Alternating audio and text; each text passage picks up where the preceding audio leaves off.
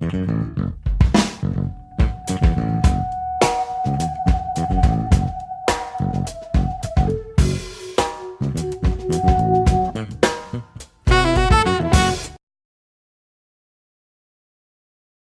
have it scheduled very well too. I had enough time to rest and do the therapy.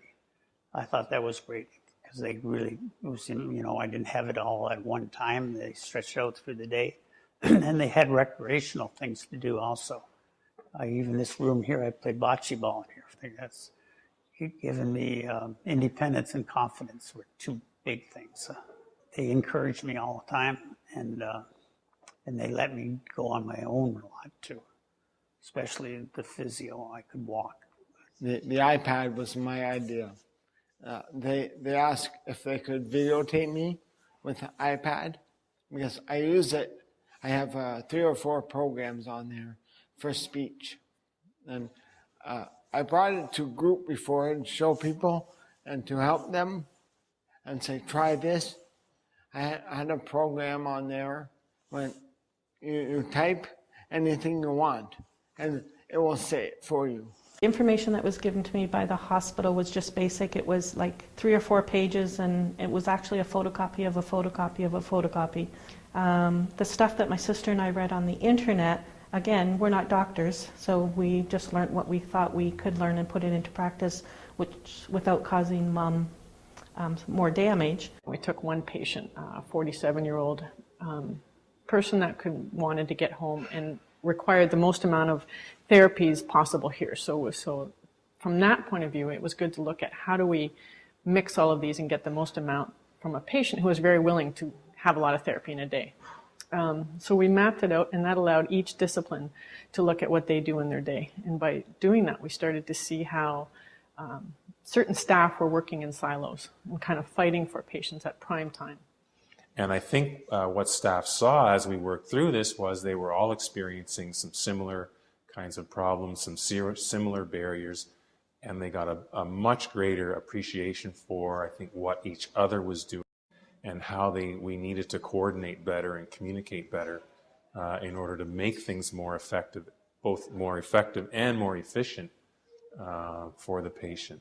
So in addition to the therapy sessions that we create, we have a couple of groups running. One of the groups has been pretty successful, and it was a spin-off of the SCORE IT research, and it's for upper extremity range of motion, fine motor coordination. So a patient would be working on an activity for a few minutes, time is up, and they rotate. So they kind of rotate around a little circuit, so it's a circuit group.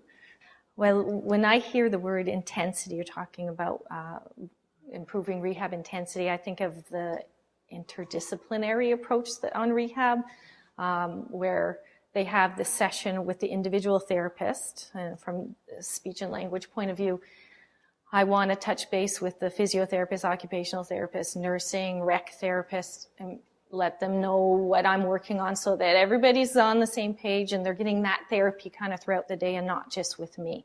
So we have bullet rounds every day at 8:45, and it includes all the therapists and the entire team. We go through each of the patients and talk about quick wins. What's working well? What's not working well? Are there gaps? Do we need to address it today? Can we leave it for Tuesday rounds?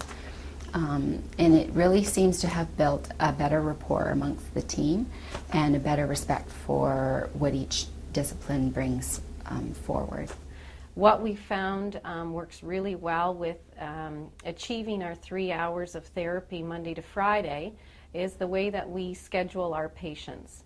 So we have a large board that's on our nurses unit with every patient's name and times of the day, and there's a color-coded button for every therapy. So when the patients go to physiotherapy, there's an orange button, and the patients follow independently an orange line that takes them directly to physiotherapy. The families can come in, look at the board, and know exactly where they can find the patient. So if it's 10 o'clock and they look up and there's a blue button, they know to follow the blue line down to occupational therapy, and then the family members can join in and participate.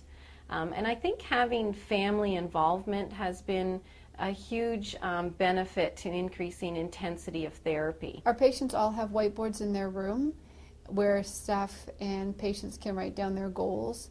I do use those whiteboards to communicate goals with the patient and more often with family members who are our friends who are coming to visit, to share ideas about what strategies to use, often around feeding and swallowing, what's safe, what's not safe. The communication board for nursing is typically the Bible. On the unit, it's how you organize your day with patients, and it's how you are very clear on patients, therapists, and nursing all being on the same page for physical activity levels, tolerance levels, and participation assistance needed. You've just heard how teams in Ontario are implementing strategies to enhance rehab intensity, usually within existing resources. As we continue to collaborate to find even better ways to care for people who've experienced a stroke, let's keep in mind what's most important.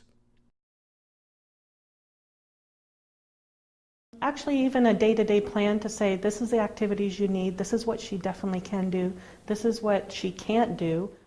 Neurologist, he gave me 2 years. He said, I'll give you 2 years, and whatever you have, you have. So I don't listen anyway. And they give me a lot of confidence too.